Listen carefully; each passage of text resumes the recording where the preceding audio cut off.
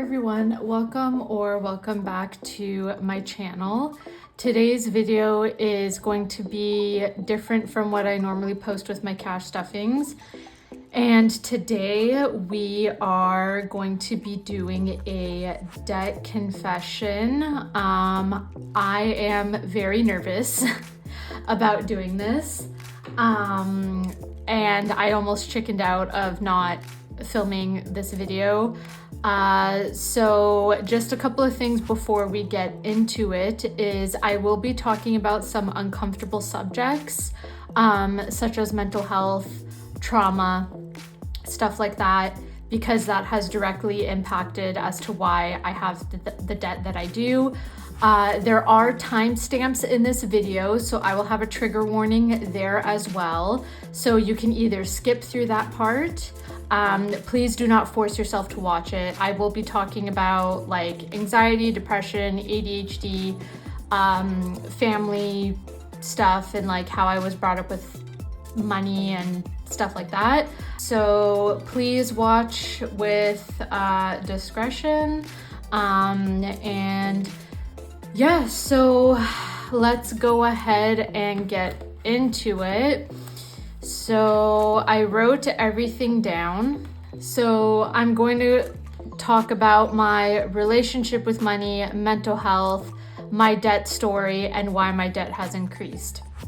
So my relationship with money is that I was never taught about saving, budgeting, like anything like that. My family is low income. I was always told save, save, save, don't spend, but I was never shown how. And when I got my bank account and I got a credit card, it was just like, here you go, have fun. And I was never actually taught anything financially about like credit card debt and spending and bills and stuff like that. So, my mindset with money was the scarcity mindset, is I never had enough, and I'm still struggling with that because with, again, the rising cost of everything, I feel like I don't have enough and it's really difficult to make ends meet. So yeah, like that's just like how it was for me. And that goes into the next one, which is mental health. And this is probably the biggest thing that has contributed to my debt is mental health. Because when I was in university, my first university, I went to 3 actually to get my degree, for what I have now and need to study expressive arts therapy. So I actually went to a very prestigious art school in my city for design, and it was horrible. It was absolutely horrible. I was there for 2.5 years, something like that.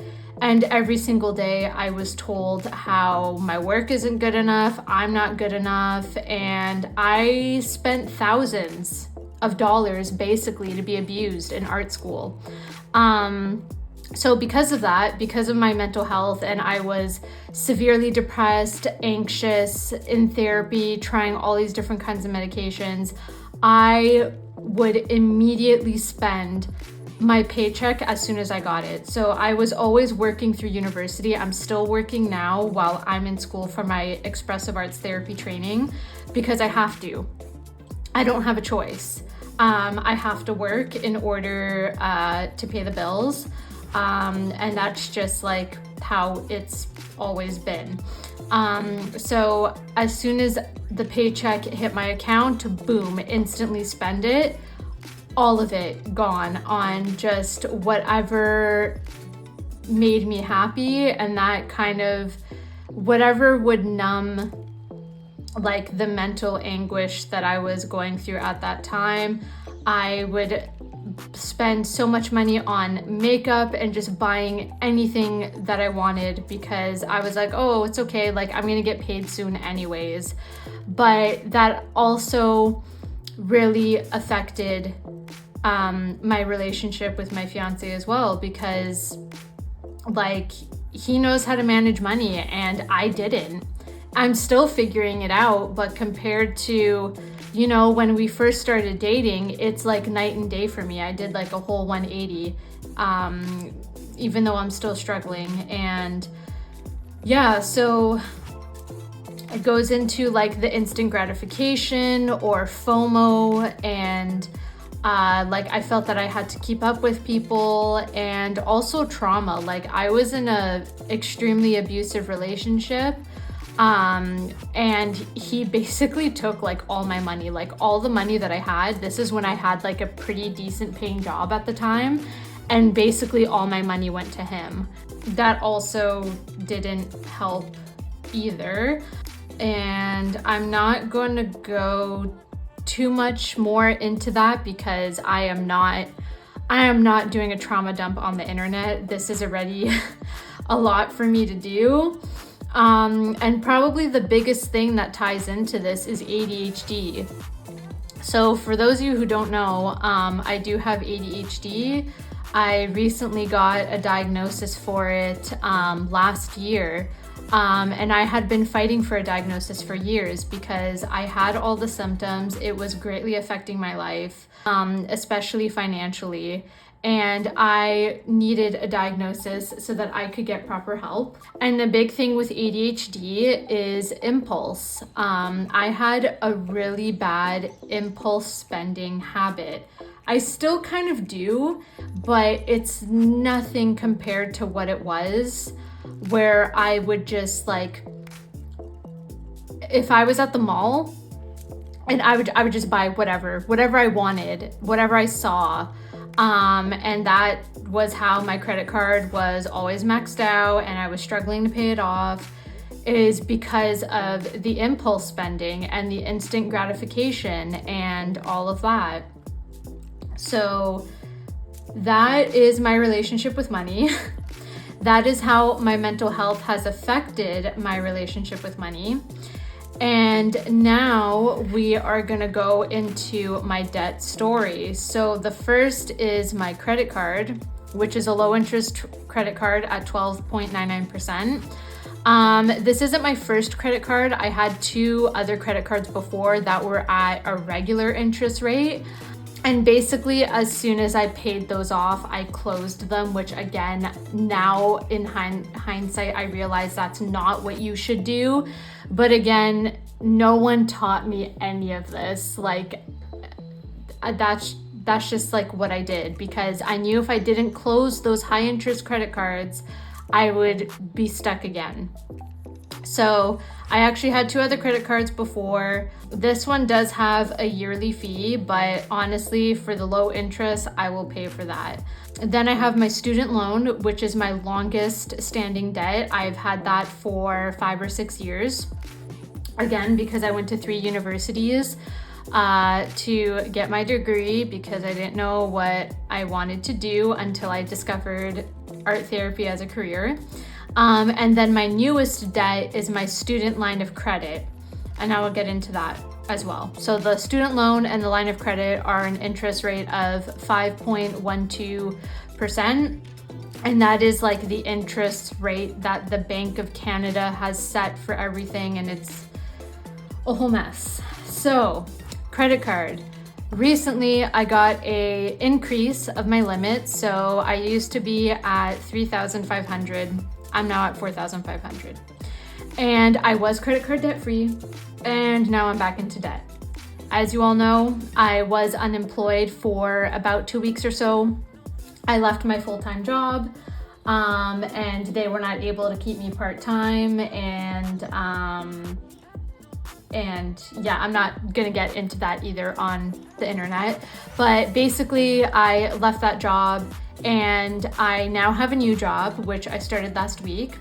So in those 2 weeks, I did spend money on my credit card that I am not proud of, and I'm embarrassed to admit, because like just the impulse spending is so difficult to manage. Like it really is so difficult when you have a mental illness that, you know, contributes to that. Yes, I did spend quite a bit and I'm not happy about it, but at the same time, I do have $500 put away to put some of that amount down. So I will not be staying in debt. I will pay off my credit card again.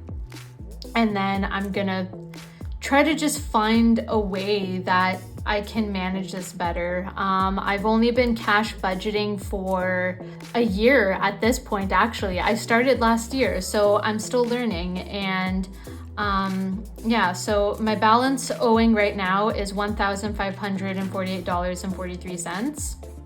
But I have $500 to bring that down to $1,048.53. Next is my student loan, which is my longest debt, as I mentioned. The starting balance was $27,889.23. And the current balance is $26,218.17. So every month I pay $166.06 towards my student loan. I will be doing everything I can to like save up a lump sum to like bring this down as much as possible. It would be really cool if I could pay like 6,000 of that. Like this amount, like 20,000 is still a lot, but you know, whatever I can do to get this down would be great. And then yeah, so that one I pay monthly, just $166. I know it would get paid off faster if I increase the amount, but at this point, I can't afford that. I really can't. The thing that I can do is put money away each time, build up a lump sum, and make a lump sum payment. Then my newest debt is my student line of credit, and this is a $20,000 line of credit. Again, I have this because I am in a private institution in my city that specializes in expressive arts therapy. And because they are a private institution, they are not, like you can't get OSAP through them. And OSAP is basically, OSAP is like Ontario's student loans. With this school being a private institution, you can't get OSAP and pay for tuition that way. So what I had to do is go to the bank, had a guarantor, and had all of that set up. So this is a line of credit that I can transfer money to and from my checking account or my credit card for school expenses only. So this amount here is tuition, textbooks, like laptop, and whatever else that I needed for the school year, is the amount here. So I owe $7,924.05. And the minimum payment on that right now is like $30 or so.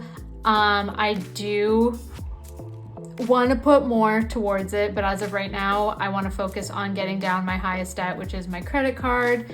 And then I'm really going to focus on this because all 3 years of tuition for school is like $21,700. So obviously that's not enough.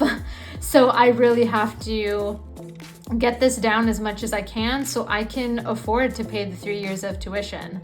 So my new debt is $35,690.75, and my debt has increased by $4,301.52. So not as bad as an increase as I thought. Then again, I am not a math person. So Y'all let me know if this is correct, because I have no idea. And if it's not already obvious why my debt has increased, again, I am in school for expressive arts therapy to become a registered psychotherapist and expressive arts therapist. So that is my debt confession. I'm still so nervous to post this, which I know is kind of silly because like there's people on YouTube who have like hundreds and thousands of dollars of debt that do a debt confession, and like honestly mine isn't even that bad compared to a lot of people, but it's a lot for someone who is low income and struggles with a lot of mental health issues. So yeah, like everyone has their own debt story, and debt is difficult for everybody. So I'm just trying to make myself feel a little bit better about, you know, being vulnerable like this. I'm posting it on my YouTube channel for hundreds of people to see. But I hope this makes it a little bit more clear now. And then maybe y'all can keep me accountable to like get this down as much as possible. I think for 2023, if I could pay down like five or 6,000, that would be cool. But I don't know what this coming year is going to bring for me. I am trying to increase my income. I really am. I have my Sav Budgets Etsy shop. I am opening a second Etsy shop for my art, which is @SDaSilva_art on my Instagram. I did invest in an Etsy course specifically for that because I really struggled to get my art out there, whereas for Sav Budgets, that has been like the most successful I have been on Etsy. So thank you guys so much for that. It's because of you that my Etsy shop is even a little bit successful, is because of your support. So I am working on that, and I will be doing a paid practicum for my expressive arts therapy program. So that will help as well. And with my part-time job, I am making the same amount that I was making when I was working full-time with less hours. And then with the practicum, it'll be like give or take maybe a little bit more. So I really am trying to increase my income because everything is so expensive. And I would love to be married by the time, like shortly after I graduate. I really do want to be married. So I want to save for a wedding, and I would love to not be in debt for that. Anyways, that is my debt confession. I hope you guys enjoyed. If you have any questions, leave them down below. And I will see you in my next video, which will hopefully be a cash stuffing. And I will have some exciting things to announce in the next video as well. And if you haven't already, don't forget to comment, like, and subscribe. A link to my Etsy shop, if you would like to check it out, will be in my description box. I just uploaded new products today, so go ahead and check that out. And I will see you in my next video. Take care.